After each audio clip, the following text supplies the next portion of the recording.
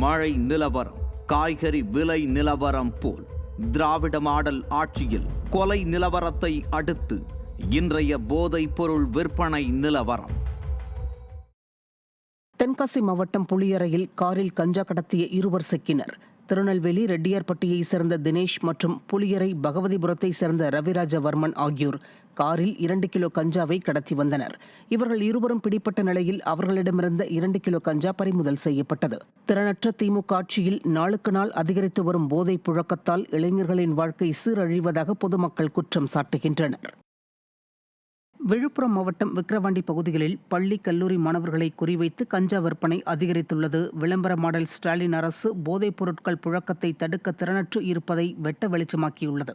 விக்கிரவாண்டி பகுதிகளில் நடத்தப்பட்ட வாகன சோதனையில் கஞ்சா பொட்டலங்கள் வைத்திருந்த 2 கல்லூரி மாணவர்கள் உட்பட 3 பேர் சிக்கினர். அவர்களிடமிருந்து 500 கிராம் கஞ்சா சிக்கியது.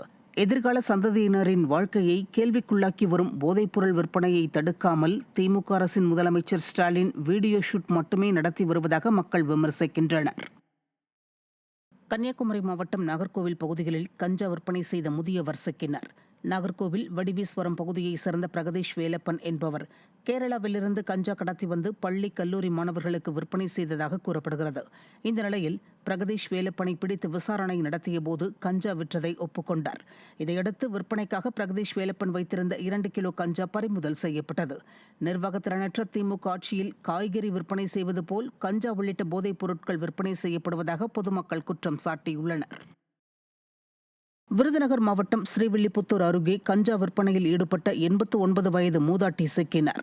ஐயம்பட்டியைச் சேர்ந்த முத்தம்மாள் மங்காபுரம் பகுதியில் பள்ளி மாணவர்கள் கல்லூரி மாணவர்களை குறிவைத்து கஞ்சா விற்பனை செய்ததாக கூறப்படுகிறது. இதனைத் தொடர்ந்து முத்தம்மாளிடமிருந்த 900 கிராம் கஞ்சா பறிமுதல் செய்யப்பட்டது. மூதாட்டி முத்தம்மாளின் மீது ஏற்கனவே 15க்கும் மேற்பட்ட கஞ்சா வழக்குகள் நிலுவையில் உள்ளது குறிப்பிடத்தக்கது. திறனற்ற ஸ்டாலின் ஆட்சியில் கஞ்சா விற்பனை தலைவிரித்தாடுவதாக பொதுமக்கள் குற்றம் சாட்டுகின்றனர்.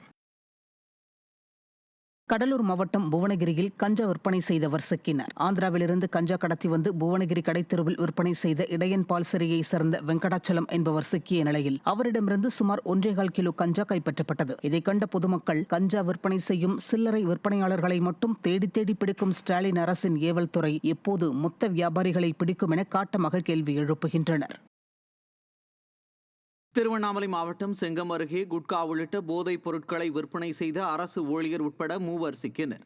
செங்கம் அடுத்த சென்னசமுத்திரம், காயம்பட்டு உள்ளிட்ட கிராமங்களில் போதைப் பொருட்களை விற்பனை செய்த சரவணன், சேகர் மற்றும் அரசு பேருந்து நடத்துனர் பசலூர் ரகுமான் ஆகியோர் பிடிபட்டனர். அவர்களிடமிருந்து 20,000 மதிப்பிலான போதைப் பொருட்கள் சிக்கியது. சிறு விற்பனையாளர்களை பிடிக்கும் ஸ்டாலின் அரசு தமிழ்நாட்டின் இளந்தலைமுறையினரை சீரழிக்கும் போதைப் பொருள் மொத்த வியாபாரிகளை பிடிப்பது எப்போது என பொதுமக்கள் கேள்வி எழுப்புகின்றனர். சென்னை அயனவரம் பகுதியில் பெங்களூருவிலிருந்து கடத்தி கொண்டு வரப்பட்ட 19.5 கிலோ குட்கா பறிமுதல் செய்யப்பட்டது. ரங்கையா தெருவை சேர்ந்த இளைஞர் சத்யா என்பவர் பெங்களூருவிலிருந்து ரயில் மூலம் குட்கா பொருட்களை கடத்தி வந்ததாக கூறப்படுகிறது. சென்னையின் பல்வேறு பகுதிகளில் கடைகளுக்கு குட்காவை விற்பனை செய்து வந்த சத்யாவிடமிருந்து 19.5 கிலோ குட்கா பறிமுதல் செய்யப்பட்டது. நிர்வாகத்திறனற்ற ஸ்டாலின் கட்டுப்பாட்டில் உள்ள காவல்துறை கும்பகர்ண தூக்கத்தில் இருப்பதால் குட்கா விற்பனை படு ஜோராக நடைபெற்று வருவதாக பொதுமக்கள் குற்றம் சாட்டியுள்ளனர். கள்ளக்குறிச்சி மாவட்டம் சங்கராபுரம் அருகே குட்கா மற்றும் மதுபான பாட்டில்கள் விற்பனை செய்த 2 பெண்கள் உட்பட 4 பேர் சிக்கினர். சங்கராபுரம் சுற்றுவட்டார பகுதிகளில் கடுவனூர் கிராமத்தைச் சேர்ந்த அமுதா, மாணிக்கம், சத்யராஜ், வெங்கடேசன் ஆகியோர் குட்கா மற்றும் மதுபான பாட்டில்கள் விற்பனை செய்ததாக கூறப்படுகிறது. இதையடுத்து விற்பனைக்காக அவர்கள் வைத்திருந்த 8 கிலோ குட்கா மற்றும் 30 மதுபான பாட்டில்கள் பறிமுதல் செய்யப்பட்டன. தமிழகத்தில் நாள்தோறும் அதிகரித்து வரும் குட்கா மற்றும் போதைப் பொருட்களை கட்டுப்படுத்த முடியாமல் விடியா திமுக அரசின் ஏவல் துறை திணறி வருகிறது. கடலூர் மாவட்டம் பன்ருட்டியில் பெட்டிக்கடையில் விற்பனைக்காக வைக்கப்பட்டிருந்த 50,000 ரூபாய் மதிப்பிலான குட்கா உள்ளிட்ட புகையிலை பொருட்கள் பறிமுதல் செய்யப்பட்டது. பன்ருட்டி மார்க்கெட் பகுதியில் விழமங்கலத்தை சேர்ந்த சந்தானம் என்பவர் பெட்டிக்கடை நடத்தி வருகிறார். இந்த நிலையில் அவரது பெட்டிக்கடையில் நடைபெற்ற சோதனையில் விற்பனைக்காக வைக்கப்பட்டிருந்த 50,000 ரூபாய் மதிப்பிலான சுமார் 1,500 குட்கா மற்றும் புகையிலை பாக்கெட்டுகள் பறிமுதல் செய்யப்பட்டன. இதையடுத்து பெட்டிக்கடை உரிமையாளர் சந்தானம், அவரது தம்பி பாக்யராஜ் ஆகியோர் பிடிபட்டனர். நிர்வாகத்திறனற்ற ஸ்டாலின் கட்டுப்பாட்டில் உள்ள காவல்துறை கும்பகர்ண தூக்கத்தில் இருப்பதால் குட்கா விற்பனை படு ஜோராக நடைபெற்று வருவதாக பொதுமக்கள் குற்றம் சாட்டியுள்ளனர்.